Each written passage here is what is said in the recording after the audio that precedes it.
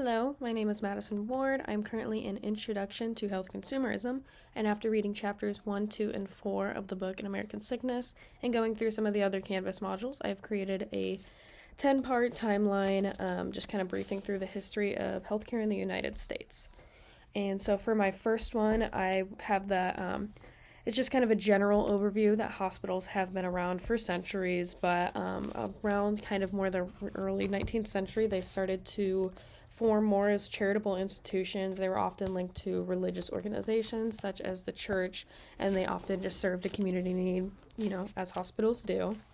For my second event, I have from 1901 to 1910, the American Medical Association, aka the AMA, becomes more so of a powerful national force, and in 1910, they have about 70,000 members, which the members are physicians, and that 70,000 was about half of all physicians that were currently in the United States.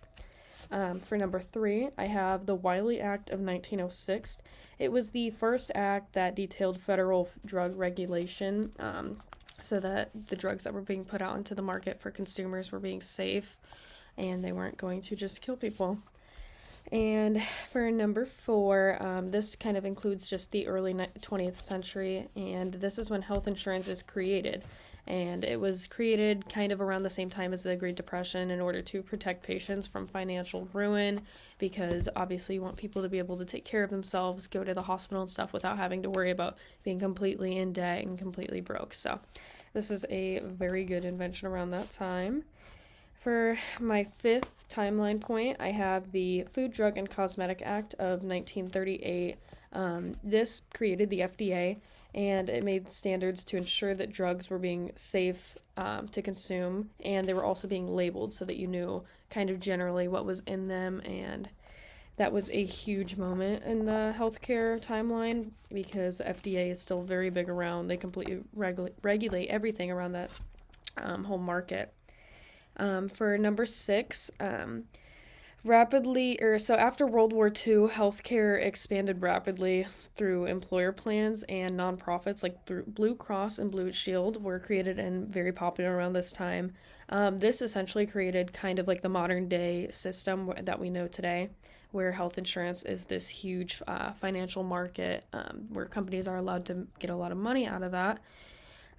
We still have a lot of the same details today, as that was kind of invented around the same time period.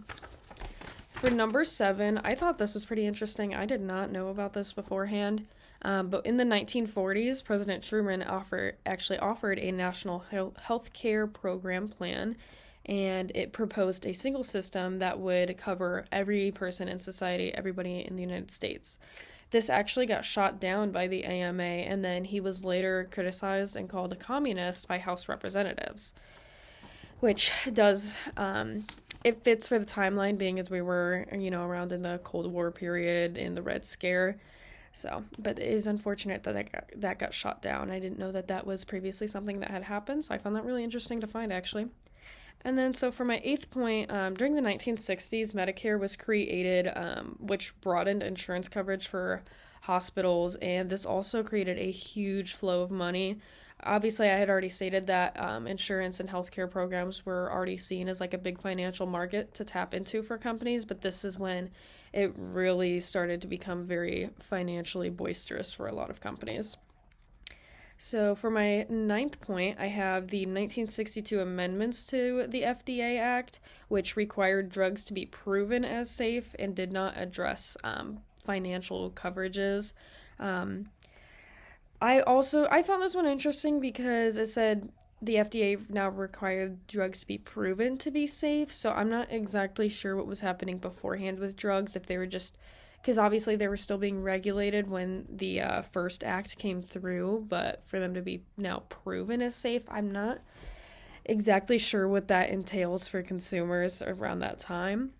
But it didn't address the financial coverages, which I think is kind of a low point or disadvantage from this time period, because this is kind of where we see a lot of companies starting to take advantage of consumers and charging people lots for drugs that they need to survive.